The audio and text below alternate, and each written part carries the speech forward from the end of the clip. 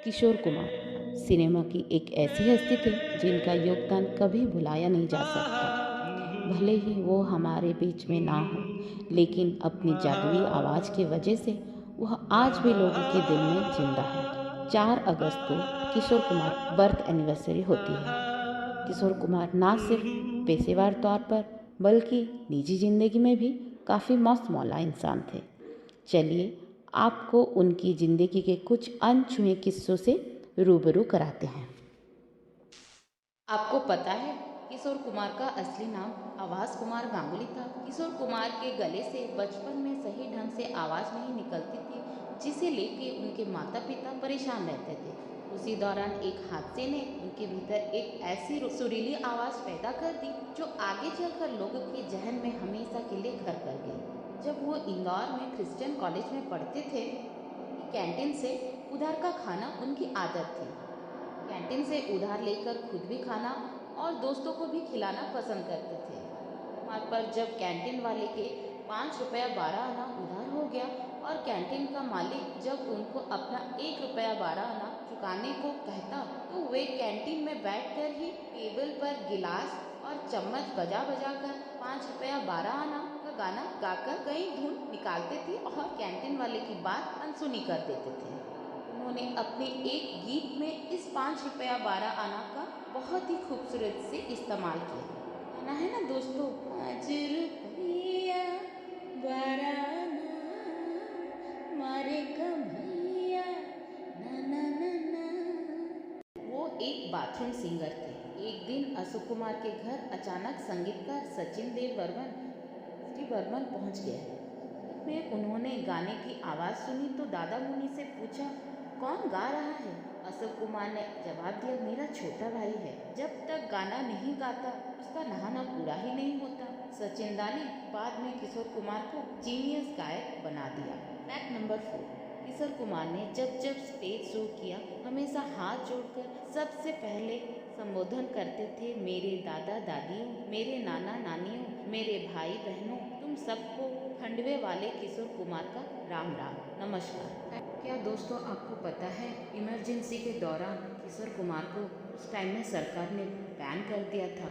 All India radio में कुमार ने इंदिरा गांधी से टक्कर ले लिया। दरअसल इंदिरा गांधी सरकार की तरफ से उन्हें इमरजेंसी के 20 सूत्री प्रोग्राम नए गाने को अपनी आवाज़ देने के लिए कहा गया था, लेकिन उन्होंने गाने से मना कर दिया था, जिसके लिए किशोर कुमार के गाने पर बैन लगा दिया था। कहते हैं किशोर कुमार अपने काम से ज़्यादा अपनी आदतों के लिए फेमस थे। किशोर कुमार अपनी फीस को लेकर बहुत ही क्रेजी थे। एक दिन एक प्रोड्यूसर ने उन्हें आधा पेमेंट दिया और कहा कि बाकी आधा पैसा वो फिल्म कंप्लीट होने के बाद ही देंगे। बस अगले दिन शूट पर किशोर आधे मूंछ और आधे मेकअप में आ गए और कहा, अगर पूरा पैसा नहीं मिला तो वो फिल्म में शूटिंग में ऐसे ही करेंगे। मजबूर होकर मेकर्स को उन्हें पूरा पैसा देना पड़ा। दोस्तों आपको पता है लता मंगेशकर ने किशोर कुमार के संग गाना गाना बंद कर दिया था। उसकी वजह किशोर कुमार के चुटकुले थे, क्योंकि किशोर कुमार बात करते करते जोक सुनाने लगते थे। उनके जोक सुनकर लता मंगेशकर खूब हंसती थी, जिसकी वजह से उनकी आवाज़ थक जाती थी और किशोर गाना गाकर चले जाते थे। ये देखकर लता मंगेशकर इतनी नाराज़ हुई कि उन्होंने कहा कि इसे गा लेने दो, मैं इनके साथ नहीं गाऊंगी। बात सन 1980 की है, जब एक बार किशोरदा ने अपनी एक फिल्म ममता की छाँव में अमिताभ बच्चन से गेस्ट रोल के लिए कहा था, लेकिन व्यस्तता के कारण अमिताभ बच्चन ने किशोरदा को मना कर दिया था। इस बात से किशोरदा अमिताभ बच्चन से कुछ ऐसे नाराज हो गए और उनके लिए गाना ही बंद कर दिया। वो समय था जब हर गायक अमिताभ बच्चन की आवाज़ बनना चाहता था, लेकिन अमिताभ बच्चन पर सिर्फ किशोरदा का ही आवाज़ दर्शकों को पसंद आती थी। कोई अन्य गायक अमिताभ बच्चन के लिए गाना गाए, दर्शकों को वो मंजूर ही नहीं था, उनको पसंद ही नहीं आ रही थी। बात को निर्माता, निर्देशक, संगीतकार और खुद अमिताभ बच्चन ने भी महसूस किया। काफ़ी सोच विचार के बाद एक दिन अमिताभ बच्चन किशोरदा से उनके बेटे के जन्मदिन पर से मिलने गए। इस मुलाकात के बाद सब गिले शिकवे दूर हो गए और किशोरदा फिर अभी लिए राजी हो गए और इस जोड़ी ने एक बार फिर धूम मचाई। अपने जीवन में 4 शादियाँ की थी। यही कारण था कि उनकी पर्सनल लाइफ हमेशा चर्चा में बनी रही। उनकी प्रोफेशनल लाइफ जितनी सफल थी, उनकी पर्सनल लाइफ उतनी ही असफल। किशोर कुमार की पहली शादी साल 1950 में रूमा गुहा से हुई थी।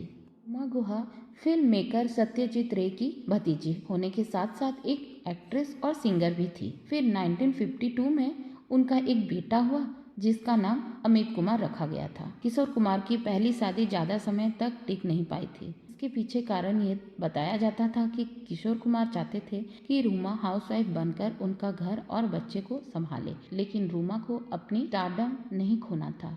आखिरकार शादी के 8 साल बाद दोनों ने अलग होने का फैसला किया।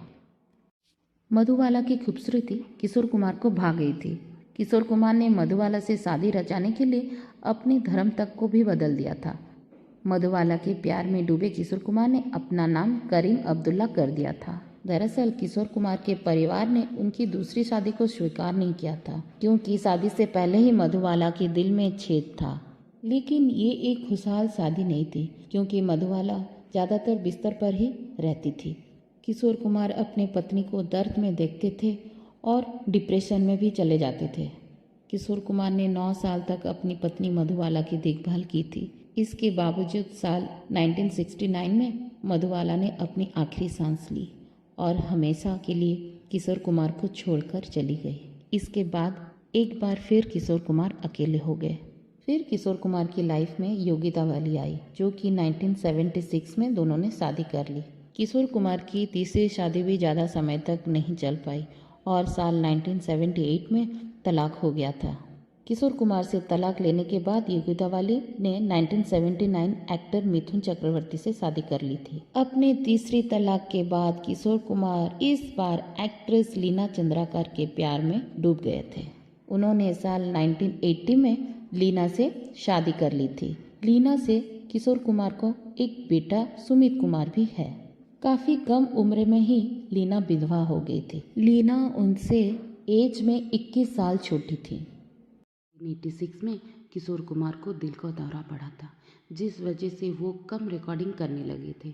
बीमार पड़ने के बाद वो अपना जन्म स्थान खंडवा लौटने की भी योजना बना रहे थे, लेकिन फिर से उन्हें अचानक दूसरा दिल का दौरा पड़ा, जिसके बाद किशोर कुमार का देहांत 13 अक्टूबर 1987 को 58 वर्ष के आयु में हो गया। उनके पार्थिव शरीर का अंतिम संस्कार उनके जन्म स्थान खंडवा में ही हुआ था। दोस्तों, अगर आपको हमारी वीडियो अच्छी लगी तो चैनल को सब्सक्राइब और शेयर जरूर कीजिए। धन्यवाद।